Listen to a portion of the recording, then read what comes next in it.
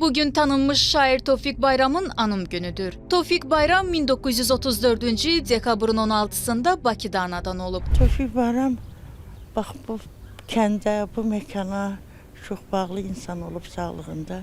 Azərbaycan Pedaqoji İnstitutunun Tarix Fakültəsində təhsil alıb və əmək fəaliyyətinə Azərbaycan Müəllimi qəzetində başlayıb. Müxtəlif illərdə televiziya, teatr, jurnal və nəşriyyatlarda çalışıb.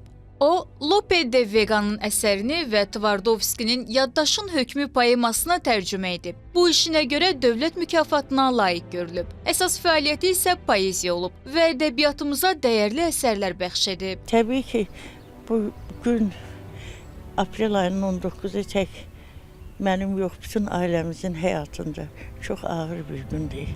Tofiq ailəmizin ilk övladı olub, böyük qardaşımız olub. 1991-ci il aprelin 19-unda Bakıda vəfat edib və Əmircanda dəfn olunub. Biz bu günü çox böyük hüzünlə, eyni zamanda qürur hissi ilə qeyd edirik ki, bizim qardaşımızı bu xalq sevir. 1998-ci il sentyabrın 24-də Əmircan qəsəbəsində Tofiq Bayramın büstünün və onun adını daşıyan istirahət parkının açılışında ümummilli lider Heydər Əliyev çıxış edərək demişdir. Torpağı Azərbaycana, Azərbaycan xalqına böyük insanlar yetiştirmiştir.